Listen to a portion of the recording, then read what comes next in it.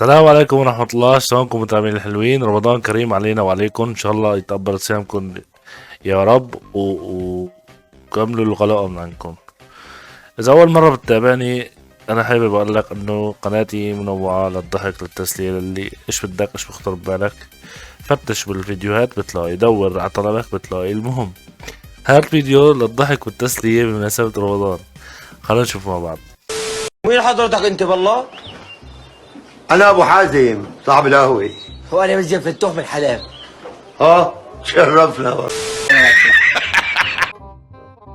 حط ايدك على بيضات وحط ايدك على قطراف راسك.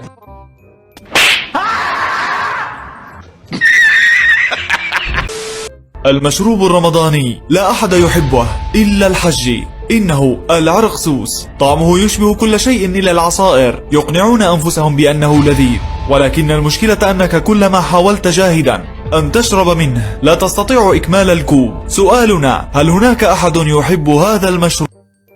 والله عن نفسي أنا بحب السوس، ما بعرف أنتم شلون، بس بشكل عام 90% من العالم بالفعل. ليش هيك؟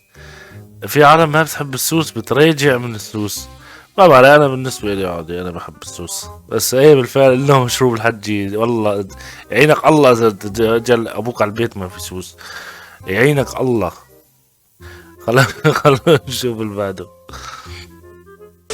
السلام عليكم ورحمة الله وبركاته. من أي دولة أنت؟ وعليك السلام ورحمة الله تعالى وبركاته. عبود كسار من سوريا، ريف حلب الجرية. ها، اشرح لي شلون يعرفون من اللسان انه الواحد مفطر. اي والله إن شاء الله سأشرحها لك. نعم. وعندي سؤال ثاني شيخ. نعم. يا شيخ، الحزن يسمع اغاني برمضان الحاتم العراقي وكاظم الساهر، حلال ولا حرام؟ أنت شو تقول، حلال ولا حرام؟ حرام والف حرام، ويجرح عن صيامه زادين. ايش بيك شيخ؟ قول. زين. بس شوف، انا قبل ما انام اسمع آل الارنب لام وانا البندوره الحمراء، يعني مشان اكون صريح معاك. ايه يعني أنت تسمع وتسأل حلال ولا حرام؟ عليه ضارب دغن تقول مقشه، وعليه فتح البرنامج، مو مشان احنا نسالك. بعدين انا ما اسمع اغاني دبج حبيبي. زين، الدبكات وش فيها؟ شنو ايش بيها؟ بيها طبل وزماره وهز كتوف وشوبي ومولده، ما ادري شنو. ايش بيك انت؟ وين عايش؟ مولد.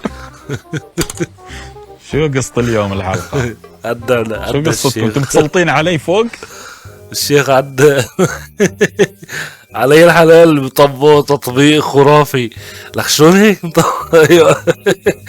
حرام الزلمة بيسمع البندورة الحمراء وقال الأرنب لأمه، يعني حرام، يعني ما فيه شيء عشان ما نظلمه يعني. بس والله تطبيق خرافي علي الحلال. ضحكني صحيح. شلون هالعادة عندنا؟ نحن عندنا بس السوريين عندنا من العادات والتقاليد برمضان، إذا شفنا بعض صايم، إيه صايم؟ لا ما بصدق. حليف والله صايم؟ لا ما بصدق. مد لسانك، ها صايم. طب ايش عرفك انه لساني صايم؟ كنت بدنا مين بتذكر الشغلات هي.